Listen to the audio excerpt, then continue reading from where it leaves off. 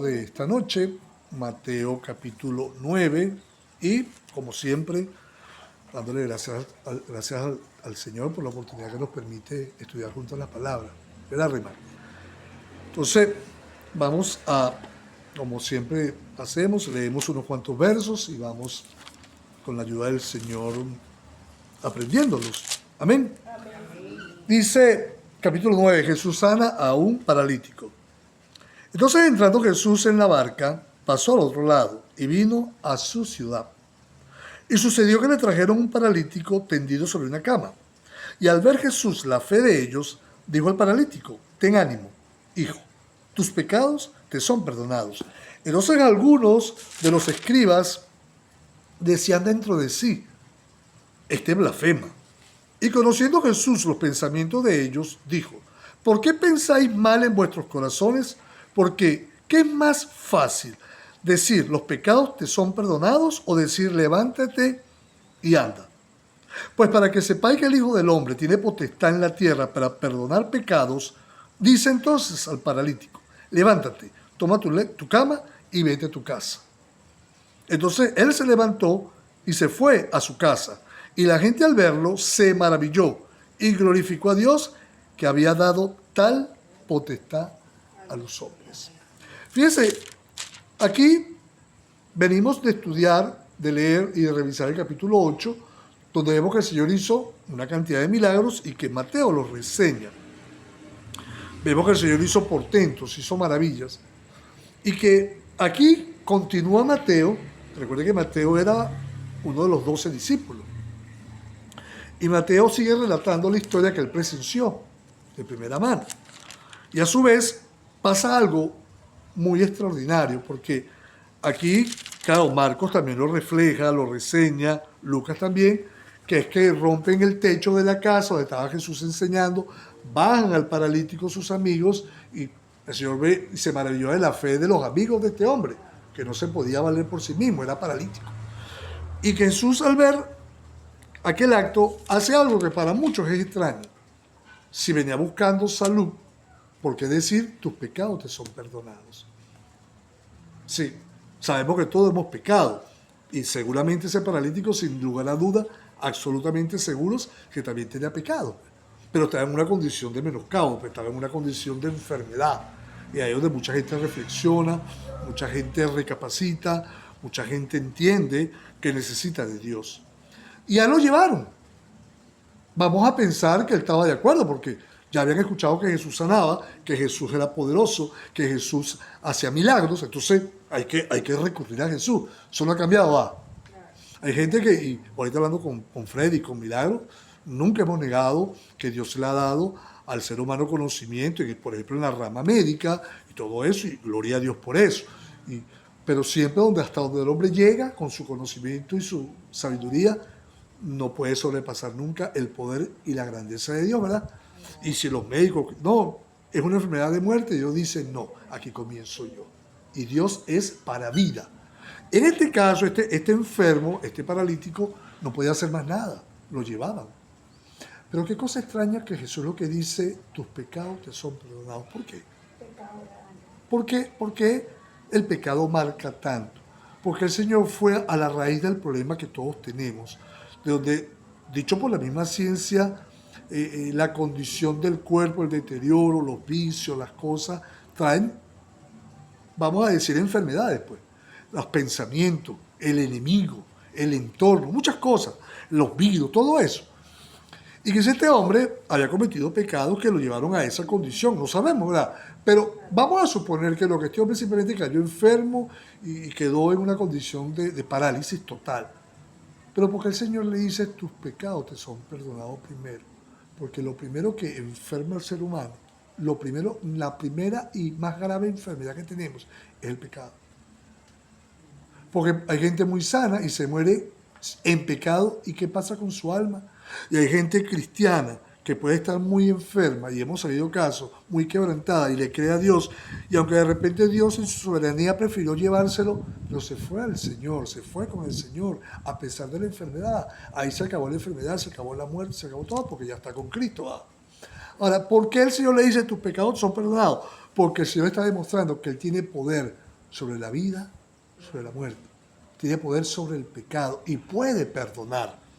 Ahora, dice aquí la palabra de Dios que cuando los que estaban allá alrededor, sobre todo los escribas, los que siempre andaban como al pendiente a ver qué decía el Señor para señalarlo, para acusarlo, era como ese grupito que en vez de ayudar, lo que andaban era buscando oportunidad para criticarlo.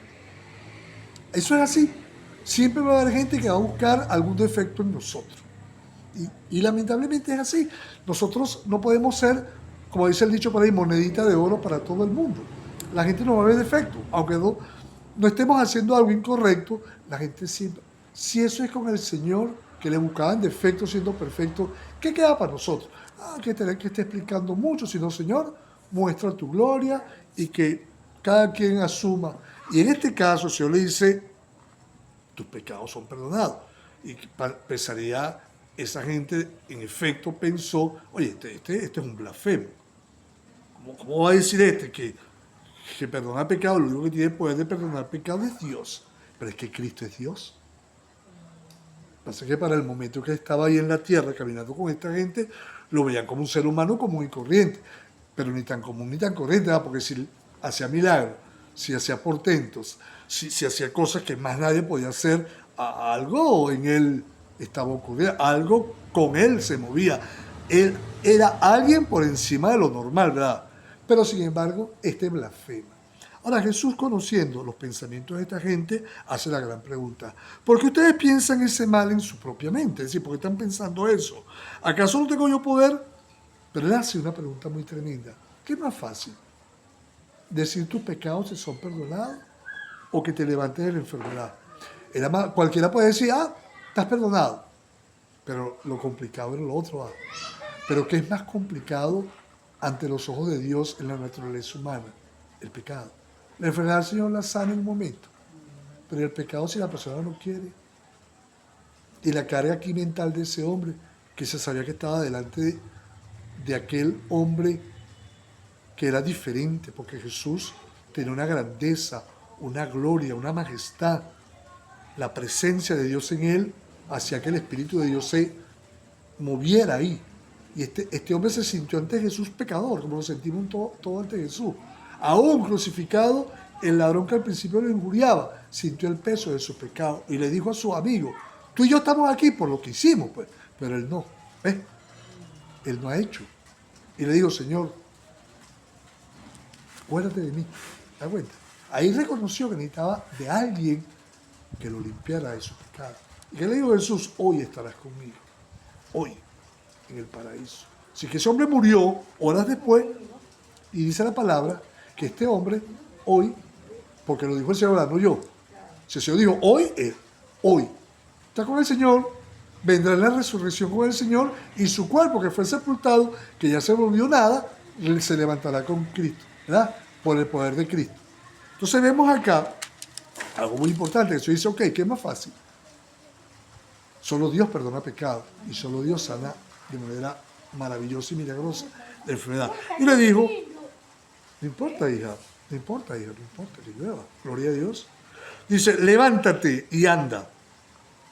Dice la palabra del Señor que cuando este hombre escuchó de parte del Señor con autoridad, con potestad, con poder de Dios, le dijo al paralítico: levántate, toma tu cama y vete a tu casa. Fue una orden.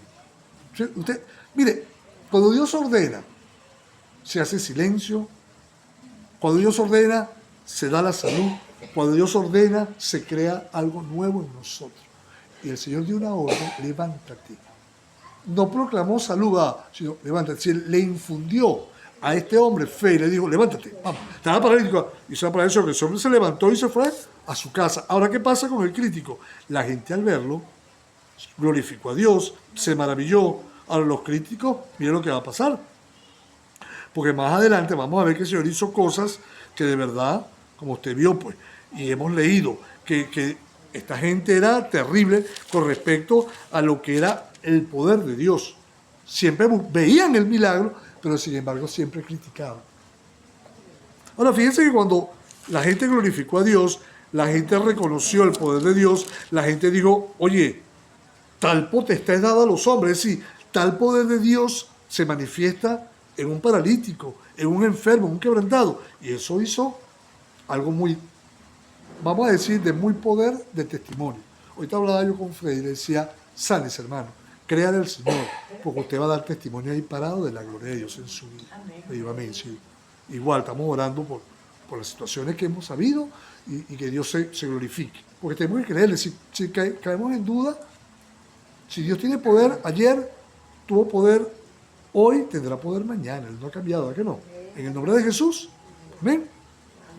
Ahora vamos a los próximos versos. Dice llamamiento de Mateo, el mismo escritor, que él mismo se hace un pequeño, vamos a decir, recordatorio de cómo Cristo lo llamó, siendo un publicano, siendo un pecador, siendo un hombre que era rechazado por su nación y por lo que él representaba. Pero mire cómo el Señor llama. Dice, pasando Jesús de allí, vio a un hombre llamado Mateo, que estaba sentado al banco de los tributos públicos, y le dijo, sígueme. Y se levantó y le siguió. Y aconteció que estando él sentado a la mesa en la casa, he aquí que muchos publicanos y pecadores que habían venido se sentaron juntamente a la mesa con Jesús y sus discípulos. Cuando vieron esto los fariseos, ¿ves? Otra vez los críticos, otra vez los que estaban pendientes, qué lamentable es esto, ¿verdad? Nunca veían en el Señor, sino que siempre había como ese espíritu satánico de ver de dónde le conseguían un detalle, una falla. Al ver esto los fariseos dijeron a los discípulos, ¿por qué come vuestro maestro con los publicanos y pecadores? Ellos eran perfectos, pero ellos no andaban con gente pecadora, no, porque el pecado que ellos tenían era peor, ¿verdad? ¿Por qué su maestro anda con publicanos y pecadores? Al oír esto Jesús les dijo, el Señor es el que responde, amén. Ni siquiera los discípulos, responde el Señor por la palabra, dice, los sanos no tienen necesidad de médico, sino los enfermos, ¿ves? Médico, ok, pero los enfermos espirituales, los enfermos del pecado, tenemos que recurrir al médico de los médicos, que es Jesucristo, amén. Igual que cualquier enfermedad, el Señor está ahí. Dice, sino los enfermos. Y aprender lo que significa misericordia quiero y no sacrificio. Porque no he venido a llamar a justos, sino a pecadores al arrepentimiento. ¿Saben qué tremenda lección? Fíjense, vuelvo al punto. Mateo era un hombre señalado, censurado, criticado. Era considerado como una especie de leproso a la sociedad. Era considerado como una especie del peor pecado, porque primero traicionaba a su nación, cobrando impuestos a favor del Imperio Romano. Segundo, robaban. Normalmente los publicanos o los recaudadores de impuestos cobraban un poquito más los impuestos para quedarse con algo, ¿eh? Quedarse con... Y tercero, era gente indolente, que les importaba la plata. Y tenían un cargo de mucha responsabilidad para un gobierno extranjero. Ahora, ¿qué pasa? Porque el Señor le dice, sígueme. ¿Qué vio el Señor? Lo que ven nosotros, necesidad de salvación, necesidad de perdón, necesidad de caminar con Él. ¿Y qué hizo Mateo? Que ya tenía, digamos, un testimonio de Jesús, ya sabía, porque Jesús nos llamaba a la gente, cuando el Señor nos llamó a nosotros, lo llamó a usted, Él me llamó a mí, algo sabíamos de Él, ¿verdad? Y escuchamos, o la prédica, o la enseñanza, lo que haya sido, y nos rendimos a Él. Y hasta el sol de hoy caminamos con Él. Ahora fíjense, Mateo se sorprende porque no era común que un publicano fuera llamado por un predicador, un maestro. No era normal, pues era más bien repudiado, rechazado. Como los leprosos, ¿se acuerdan? Que no se acercaban, que si quieres, pues, si quiero, dijo el Señor, lo tocó a un leproso. Este era un leproso, vamos a decir, de enfermedad espiritual. Ahora, no solamente le dice sígueme, sino que Mateo lo invita, y eso está reseñado también en el Evangelio de Marcos y de Lucas, lo invita a comer a su casa. ¿Y qué hace Mateo? Invita a los amigos publicanos, invita a otros, pues. Porque aquí vamos a invitar. Y Mateo dijo, yo invito a los amigos míos, que el Señor me llamó, y quiero que escuchen al Señor, quiero que aprendan del Señor. Ese es el testimonio. Y Mateo llenó su casa de invitados. Pero ¿qué hacen los críticos? ¿Qué hace el maestro de ustedes a los discípulos? De que todo es una crítica. Y sabe, los religiosos, los que se creen por encima del bien y del mal, porque en este caso los fariseos, para ellos era inaceptable que Jesús comiera con pecadores. No es que la ley judía lo impedía. ¿Se acuerda Pedro? Vuelvo al caso. Pedro no quería ir a entrar a la casa de Cornelio, pero como él había recibido el mandato de Dios, obedeció. Y luego él dio el testimonio. Ustedes saben que a nosotros los judíos nos es desagradable, pero no nos es permitido comer con ustedes los gentiles, pero sin embargo Dios me enseñó que no haga sección de personas. Reymar. ¿Sí? Escuche la palabra, Reymar. Ahora fíjese esto, es muy importante. Cuando el Señor escucha la crítica, cuando el Señor escucha que estaban señalando a los discípulos que su maestro, no se lo dijeron a él directamente, que su maestro comía con gente pecadora, dijo, ya va, el pecador necesita salud, salud espiritual, y el único médico que sana el pecado se llama Jesucristo, el único que perdona pecado. Si el Señor había perdonado a un paralítico, estaba ahí también para perdonar a Mateo, que era un publicano, era un pecador, como lo eran esos fariseos, pero como ellos se consideraban superiores, sin pecado, que podían ir hasta detrás de Jesús para criticarlo. Entonces no. Los médicos sanan enfermos, y estaba el médico de los médicos que sana del pecado. Así es que el Señor dice, no quiero que observen las cosas con esa dureza, sino que Él llama a misericordia. Porque Él dice ahí, aprendan algo, aprendan lo que significa tener misericordia del pecado, del pecador, no sacrificio. Yo me voy a agregar los sacrificios, porque no he venido a llamar a justos, sino a pecadores al arrepentimiento. Ahora, ¿quién es justo ante Dios para decir, no, yo no necesito arrepentirme de los pecados? Todos hemos pecado, dice la palabra. Todos hemos sido destituidos y tenemos la hermosa misericordia de Dios que nos llamó al arrepentimiento. Amén. Y aquí estamos por misericordia de Dios. Dice, misericordia quiero, no sacrificio. Ahora, fíjense, esta gente era dura, esta gente, por más que vio milagros, por más que vio vidas transformadas, por más que vio a los discípulos aprendiendo, por más que escuchaban la palabra portentosa del Señor, eran gente que siempre andaba buscando, tanto así que lo llevaron a la cruz. Esta semana se celebra eso en muchas tradiciones, pero a muchos se les olvida que se van en diferentes lugares. Recordar que fue el momento más terrible en la vida del Señor, donde esa semana Él se rindió al plan final para que fuera llevado a la cruz. Hoy, un día como hoy, ya Él estaba en un preparativo final. Un día como mañana, ya usted sabe lo que. Y vemos la cruz, el derramamiento de su sangre, su muerte, que lo llevó al extremo del Señor por amor a nosotros. Y esta gente lo que estaba era criticando. No veían el perdón, no veían la misericordia, no veían que un publicano ahora quería buscar de Dios. No les importaba. Lo de ellos era su religiosidad y su crítica. Ahora vamos a los siguientes versos. Y es una pregunta muy válida. Yo mandé en estudiar un famoso científico japonés que dijo que el ayuno era muy bueno para regenerar las células. Pero eso está escrito, que los que ayunamos constantemente, Dios nos ayuda a mantener un poquito más fuerte y que ayuda a que el cuerpo se limpie de muchas impurezas y de muchas toxinas. Que bueno, gloria a Dios. Y ayuda también como un ejercicio, aparte de físico, espiritual, para estar más cerca del Señor y olvidarnos un poquito de la rutina normal del día a día del comer, la cuestión. Ahora fíjense, Señor, vienen acá y le preguntan sobre el ayuno. Dice, entonces vinieron a él los discípulos de Juan el Bautista, ¿verdad? Diciendo, ¿por qué nosotros y los fariseos, si se compararon con los fariseos? ¿Qué cosa, no? Eran religiosos entonces también, porque ellos se consideraban superiores por la cuestión del ayuno. ¿Por qué nosotros y los fariseos ayunamos muchas veces, ¿ves?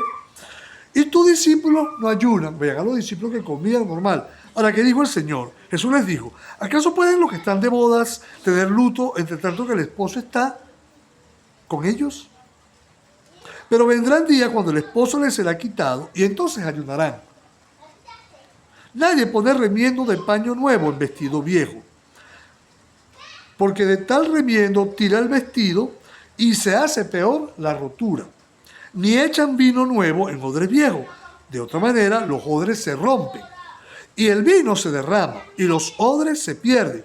Pero echan el vino nuevo en odres nuevos y lo uno y lo otro se conservan juntamente. No me preocupe, hermana Vicente, que yo hablo más duro aquí. Déjenlos que jueguen ahí tranquilos. Son niños, los niños es una bendición de Dios verlos ahí disfrutando del juego. Yo hablo más duro, punto. Ahora, fíjense este detalle. Viene una pregunta que es válida. Ayunar es bueno. Amén. Como iglesia ayunamos los lunes, otros días también, y bueno, ya personalmente. Pero yo voy a hacer la pregunta en función de algo ritual. Muchas veces los fariseos se comparan con los fariseos y nosotros, los discípulos de Juan. Sabemos que es una costumbre bíblica, es una costumbre sana donde lo practicaron Moisés, lo practicó Elías, lo practicó el Señor. Pero cuando se hace de una manera meramente religiosa o meramente como que porque yo lo hago y los tuyos no, el Señor responde de una manera muy clara. Mientras el esposo, que es él es el esposo, él es el Señor, él es el dueño de todo. Y no había tiempo, vamos a decirlo así, para parar. Y aunque yo estoy seguro o estoy convencido que el Señor también dedicó algunos tiempos o algunos días o algunos momentos para apartarse y no comer, ayunar, el Señor en su... Pero vemos aquí que la urgencia era, en el corto tiempo que el Señor tuvo, de 3 años y medio, de predicar el Evangelio, discipular a los discípulos, enseñar su grandeza para ir a la cruz. Él vio el objetivo para ese momento. Mientras él estuviera ahí, no era que él estaba diciendo que no era necesario no ayunar, no importaba. No, él está hablando de prioridad. Y luego vendrá el día cuando el esposo se ha quitado, donde sí vamos a ayunar. ¿Ves? ¿Ves que él hace un cuadro o un paralelo o una comparación, que hay momentos donde hay que caminar, hay que avanzar, hay que trabajar, y hay momentos donde hay que ayunar. En este momento, como iglesia del Señor, a todo lo que está pasando, hay que dedicar tiempo al ayuno. Es una costumbre de la iglesia que no puede perderse. Que hay gente que dice, no, que yo no puedo. Bueno, hay que hacer esfuerzo. Yo puedo hasta el mediodía, pero por lo menos haga algo. Pero por lo menos, no, yo puedo hasta las 4 de la tarde, gloria a Dios. A los que estamos acostumbrados ya es como una rutina. Pero dice el Señor, vendrá el día, pero Él dice algo muy importante.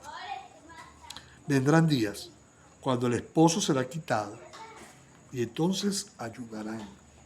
Pero Él dice algo que también nadie pone remiendo. Es decir, Él iba a enseñar una nueva forma, por hacer el ejemplo del vestido, vestido para ponerle vamos a decir, un remiendo. No se puede usar un remiendo, sino más o menos la misma vejez del trapo, sino el trapo nuevo va a jalar del vestido viejo. No se puede echar vino nuevo en odre. Cuando digo nuevo, es jugo de uva fresco, porque cuando fermente va a reventar el odre viejo. Tiene que ser equiparado. Odres nuevo para vino nuevo. Se está hablando de que como cristianos tenemos que aprender ahora que en la novedad de vida, la vida nueva que el Señor nos ha entregado, dado a vivir, tenemos que ser discípulos basados en la palabra del Señor, en el Nuevo Testamento, sin dejar de valorar el Antiguo Testamento, pero como somos creyentes del Nuevo Pacto que Cristo nos dejó, Él enseña los principios del ayuno, de la oración, de cómo relacionarnos, de cómo ver al Padre Celestial, de cómo verlo a Él. Entonces Él dice, para podernos conservar en Él, tenemos que hacer las cosas correctamente en orden de Dios. No religiosamente, no porque aquellos lo hacen, yo lo hago, no, sino que ver las cosas en la libertad que Cristo nos ha dado. Ahora vamos a algo muy, muy, muy importante que ocurre, porque creo que esto está ocurriendo en un entorno de donde Cristo se movía. En este caso, vemos que Cristo estuvo un tiempo en Capernaum, salía a Judea, iba a Gadara, recorría los contornos, iba a Jerusalén. Y ahí, así estuvo el Señor, siempre moviéndose. Fue a Samaria, fue a Galilea, bueno, usted sabe, diferentes partes. Y cuando hubo un momento que Él está hablando, Él está siempre comunicando el mensaje, siempre discipulando, siempre enseñándonos. Él dice, mientras Él decía estas cosas, vino un hombre principal y se postró ante Él, diciendo, mi hija acaba de morir. Bueno, estamos hablando de Jairo, esto está mejor reflejado como lo estudiamos en Marcos, también Lucas. Es decir, que primero le dice, ven para que ores por mi hija, que estaba enferma. Luego le informan a Jairo, no moleste más al maestro, tu hija murió. Pero vemos que aquí la historia, Mateo no es que la recorta a propósito, sino que Mateo va a lo esencial, ¿verdad? Va al punto donde dice, mi hija acaba de morir, mas ven y pon tu mano sobre ella y vivirá. Sabemos que Jairo estaba lleno de incertidumbre, pero tenía esa confianza. El Señor nos da la confianza. Recuerde algo, si hemos creído en Cristo, creemos que Él es el vencedor de todo. Amén.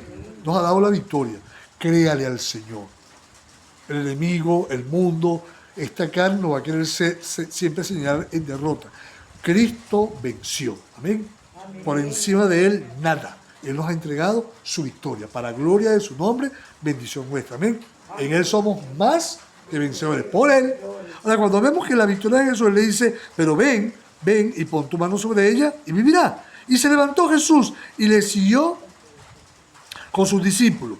Y aquí una mujer, sabemos esta historia también está reflejada en los otros evangelios, que se acercó, que estaba enferma de flujo de sangre desde hace 12 años, y se le acercó por detrás, no habló con él, no, ya hemos hablado de esto varias veces, pero es importante recordarlo. Esta mujer no habló, esta mujer, la multitud caminando con el Señor, como pudo en sus 12 años de dolor, de menoscabo, de enfermedad, de debilidad, como pudo se acercó y lo tocó, porque pensó, si solo lo toco.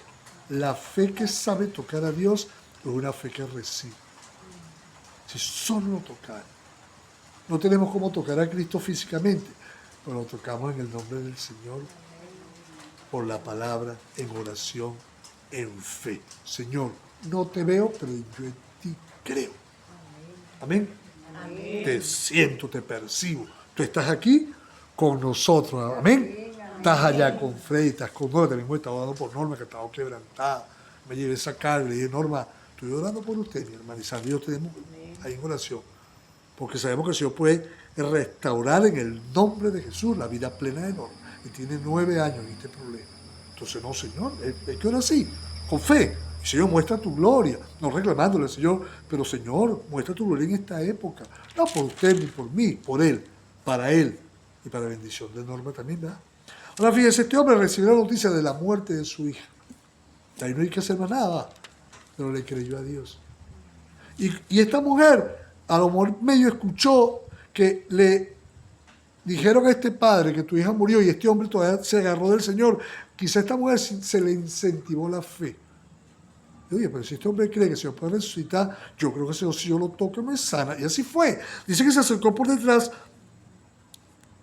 del Señor, tocó el borde de su manto, porque decía dentro de él, si toca solamente su manto, seré salva, seré sana, pues. Jesús, y lo tocó, pero Jesús volviéndose y mirándola, dijo, ten ánimo, hija, tu fe te ha salvado. Ya sabemos el resto de la historia que ella recibió, el Señor dijo, ¿quién me ha tocado? Pero Señor, y era que el Señor supo que alguien lo tocó con una fe genuina, y de él fluyó poder. Mire, cuando el Señor lo tocamos con fe, fluye poder, ¿no? Amén. Amén. Si nos metemos en oración, Señor, clamo en el nombre de Jesús por la vida de Frank. Padre, en el nombre de Jesús por la vida de Norma. En el nombre de Jesús por la vida de Freddy, por la vida de nuestra hermana Inmaculada. Amén. Por nuestras vidas. Tocamos al Señor en fe. Y Él oye la oración de su pueblo. Amén. ¿Qué pasó, Reymar? Ahora, fíjense algo. Esta mujer recibe el ánimo del Señor y la salud. Y la mujer fue salva desde aquella hora, sana. También salva porque creo que esta mujer, estoy convencido que fue salva, si ya le creyó al Señor. Ahora, al entrar Jesús en la casa del principal, en el 23, viendo los que tocaban flauta, ya estaban haciendo la ceremonia fúnebre, tocando flauta, estaban endechando a la niña, llorando, y la gente se alboroto, así llorando porque había un alboroto ahí por la muerte de la niña. Les dijo, apartaos, porque la niña no está muerta, sino duerme. ¡Ja! Bueno, va a estar muerta, sí. Y la gente se burlaba de él, dice, y se burlaban de él, y dice, ¿qué le pasa a este loco? Ya sabemos que está muerta. Pero ¿qué hizo el Señor? Pero cuando la gente había sido echada afuera, el Señor se quedó nada más con los padres y con los discípulos más cercanos. Estaba muerta la niña. Y al estar muerta no había oportunidad de vida. ¿Va? Y la gente se burló cuando el Señor dijo, no está muerta. Pero como el Señor es el poderoso, el eterno, y la muerte fue derrotada por Él, la muerte no lo detiene. Amén. Dice la palabra del Señor, al sacar a la gente, tomó de la mano a la niña y ella se levantó. Escuchamos el relato que el Señor la llamó y se difundió la fama de esto por toda aquella tierra. Así que el Señor resucitó a una niña muerta. Eso no ha cambiado yo. Quizá usted dirá, no, yo nunca he visto una persona resucitada de la muerte. Bueno, usted y yo somos resucitados de la muerte del pecado y estamos en vida. Y usted y yo hemos sido sanados y vamos a ver más cosas en el Señor. Amén. Previo a la venida del Señor vamos a ver milagros, ¿yo? El Señor va a tratar, vamos a ver quién se aferra más al Señor o quién se termina de apartar. Pero usted y yo estamos confiando que el Señor va a hacer la obra perfecta previa a su venida.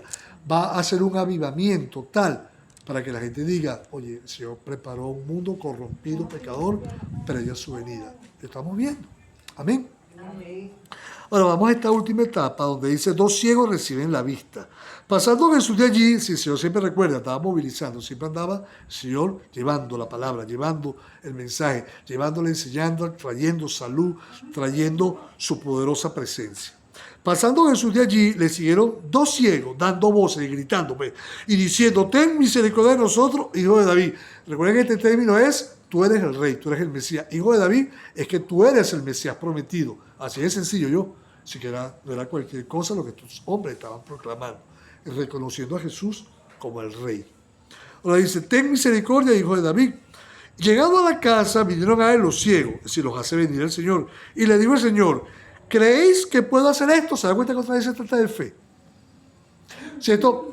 Reymar, por favor, porque ¿qué pasó, pues? Te estabas portando bien, mami. ¿Viste que era la fe?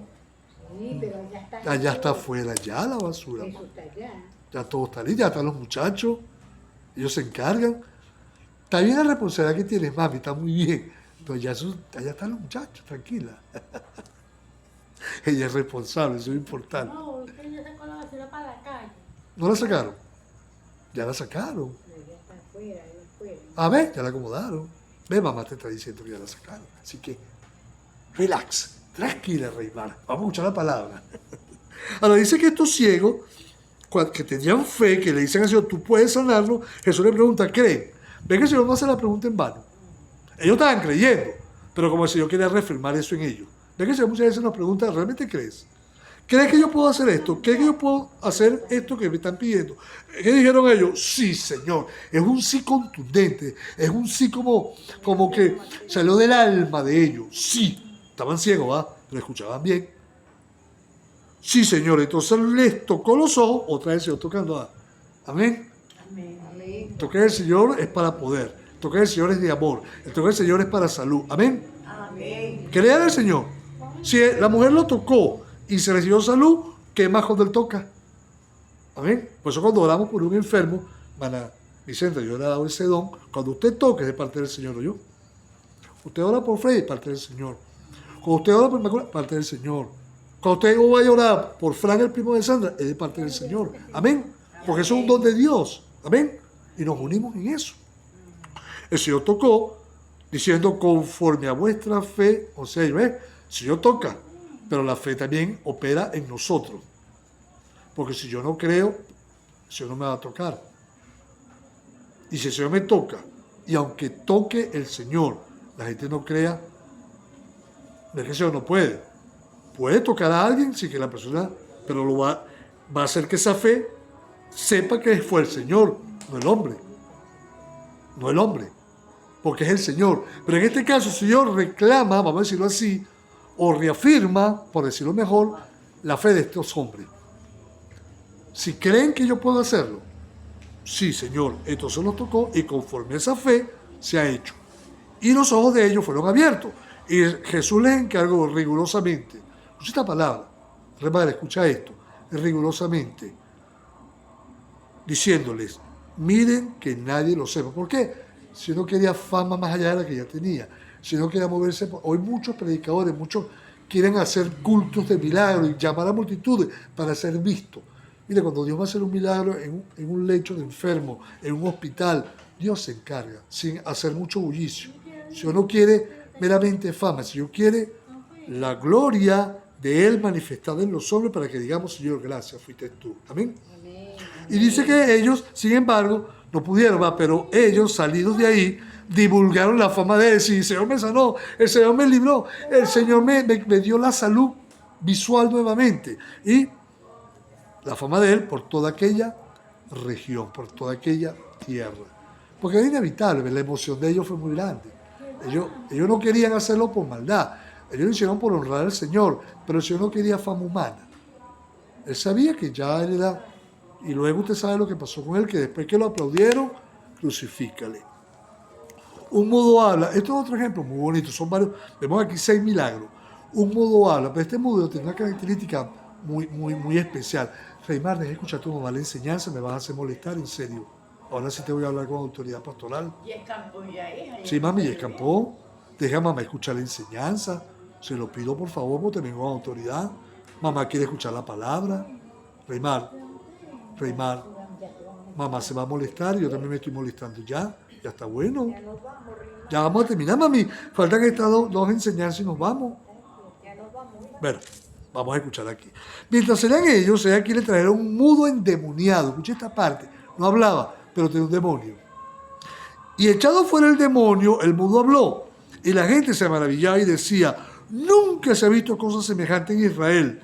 Pero los fariseos decían, los religiosos, no, por el príncipe de los demonios, por Belcebú, pues, echa fuera los demonios. Qué cosa tan terrible, ¿verdad? El Señor aquí obró un milagro doble. Un endemoniado que el demonio le retenía el hablar. Lo tenía atado a no poder hablar. El Señor lo libra. Se fue a pasar. El Señor lo libra de una posesión demoníaca que le impedía hablar. Y luego el Señor, al hacer ese milagro, la gente se maravillaba. Porque sabían el trasfondo de ese hombre. Y luego los fariseos en ver a una niña resucitada, a unos ciegos viendo a un llamamiento de un publicano siendo salvo. Lo que hacen ellos es decir, no, todo eso lo hace por el demonio. Es absurdo, ¿eh? Esta gente era terrible y sigue siendo terrible. El religioso sí, que todo le saca una crítica. Mire, cómo Dios puede trabajar en el corazón de alguien así. Sabe la respuesta del Señor, sabe cómo el Señor. Y por último, dice Reymar, ya por último, estamos yendo. Recorría Jesús todas las ciudades y aldeas, enseñando en las sinagogas de ellos y predicando el evangelio del reino. Predicando el evangelio del reino, Reymar. Reymar se está dando mal. Y sanando toda enfermedad. Fíjense lo primero, escuche bien, predicando el evangelio y luego sanando toda enfermedad.